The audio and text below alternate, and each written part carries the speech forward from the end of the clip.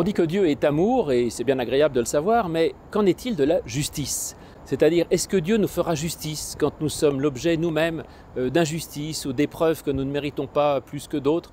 Que fait Dieu dans ces cas-là? Et penser que Dieu pardonne tout, qu'il accepte tout, n'est-ce pas le rendre un peu complice de tout cela, ou finalement une forme d'indifférence? Et il n'y a pas d'indifférence dans l'amour. Alors comment Dieu pourra-t-il nous rendre justice? La première idée, c'est que Dieu n'interviendra pas sur terre, mais qu'il nous rendra justice dans l'autre monde, plus tard, quand nous serons morts.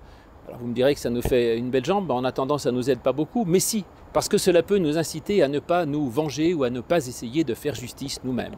Si nous croyons en effet que Dieu rétablira plus tard toute chose, rétablira le juste dans son droit, compensera ce que l'un ou l'autre a pu subir dans l'autre monde, alors je peux vivre tranquillement en faisant confiance simplement que Dieu fera toute chose comme il faut pour l'éternité.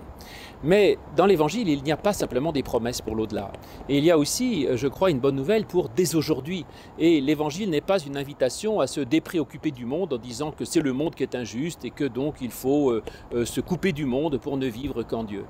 Alors, ces promesses, on les trouve par exemple quand Jésus dit « Celui qui perd femme, enfant, terrain, maison, trouvera dans l'autre monde et dès ici-bas, dans ce temps-ci, 100 fois tout cela. » Alors, est-ce que Dieu rendra 100 épouses à celui qui a perdu la sienne, 100 maisons à celui auquel on aura volé la maison? Certainement pas.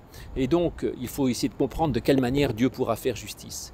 Peut-être que d'abord il fera justice non pas matériellement, parce que Dieu ne rétablit pas matériellement les choses, mais avec la monnaie divine qui est une monnaie spirituelle. En effet, je crois que même celui qui est lésé ici-bas sur terre, Dieu peut lui donner tellement de foi, tellement de confiance, tellement de joie, tellement d'harmonie en lui-même, que tout ce qu'il aura perdu finalement ne sera pas bien grave par rapport à ce qu'il peut gagner en Dieu. L'autre manière avec laquelle Dieu peut nous reconstituer en quelque sorte, c'est par une sorte de processus psychologique.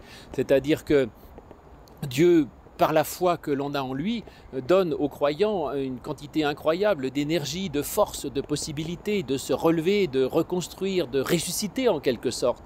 Et ainsi, avec l'aide de Dieu, eh bien, nous pouvons effectivement revivre même quand nous aurions eu des épreuves terribles et abominables. Autrement dit, Dieu donne une sorte de compensation en kit, et c'est le croyant lui-même qui pourra mettre en œuvre la justice de Dieu avec l'aide de Dieu. Et enfin, la troisième solution, c'est de penser que même ici-bas sur terre, il y a une possibilité de justice divine pour peu que les croyants acceptent d'être les ouvriers de Dieu. En effet, Paul nous dit que nous sommes le corps du Christ, donc nous sommes les yeux de Dieu pour voir l'injustice, nous sommes les mains de Dieu pour intervenir contre le malheur dont on peut être le témoin, nous sommes les bras de Dieu pour soutenir celui qui fléchit, et ainsi nous pouvons, nous les croyants, travailler à la justice de Dieu et travailler à l'avancement de son règne, et certainement qu'il y a là quelque chose dont nous sommes, nous, responsables.